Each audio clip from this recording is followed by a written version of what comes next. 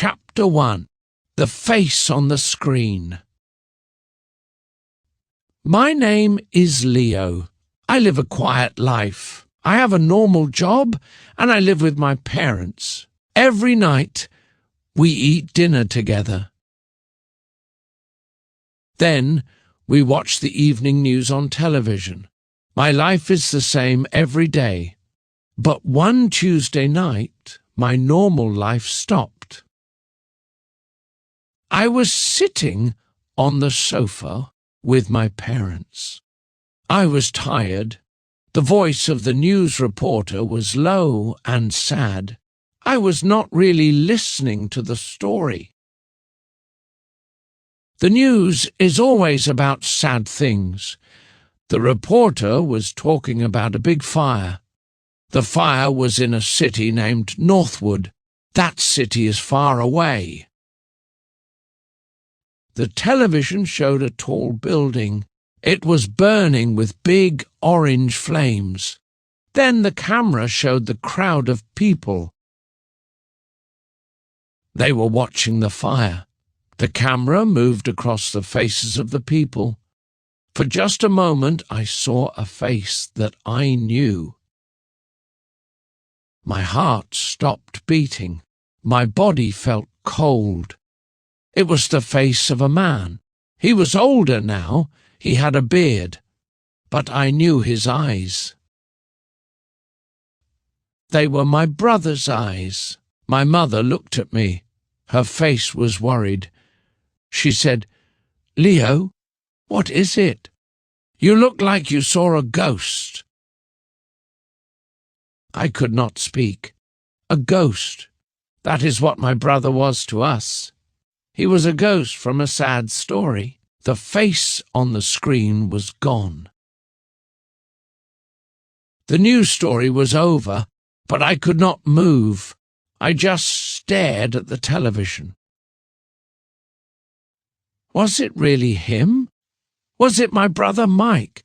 Or was my heart playing a cruel trick on me?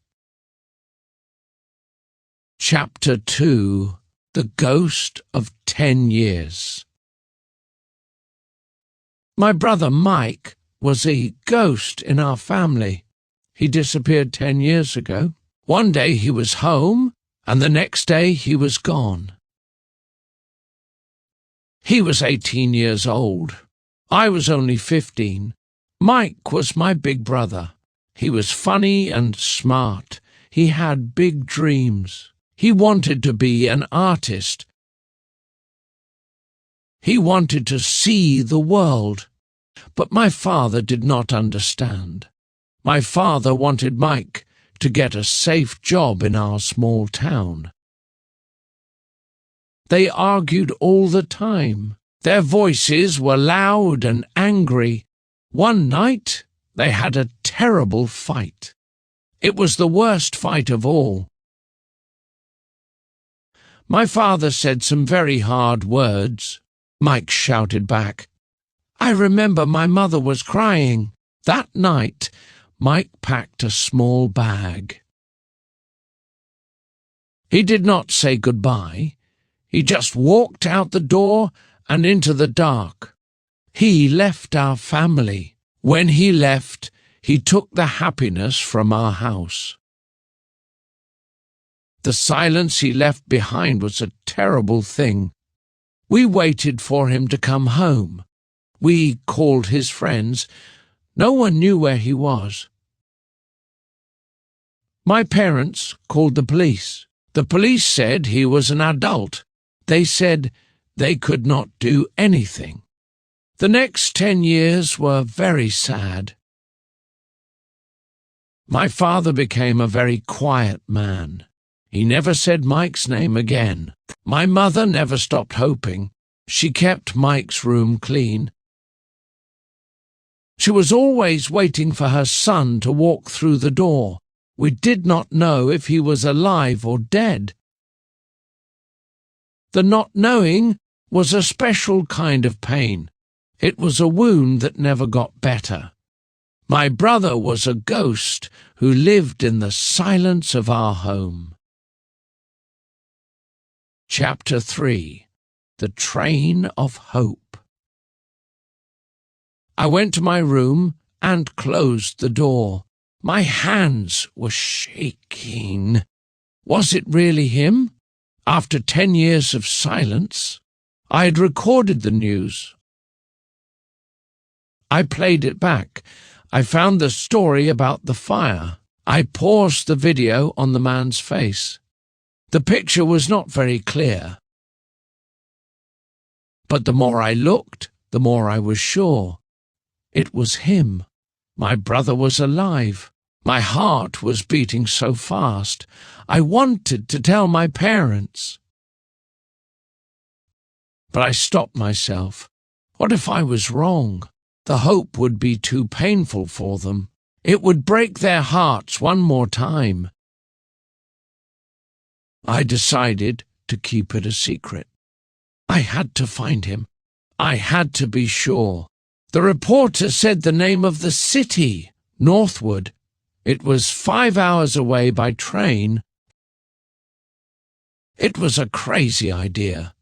Northwood was a very big city. How could I find one man? But I had to try. For 10 years my family was broken. This was a chance to fix it. I went on my computer. I bought a train ticket for the next morning. I packed a small bag. I found an old photo of Mike. In the photo he was young and smiling. His eyes were full of dreams. I put the photo in my pocket. The next morning, I told my parents I had a business trip. It was a lie, but it was a kind lie. The train ride was long. I looked out the window. I thought about my brother. Was he okay? Did he have a good life? Did he ever think about us? The train was taking me to a stranger who was my brother. Chapter 4. The Reunion. Northwood was a big, noisy city. I felt very small and alone.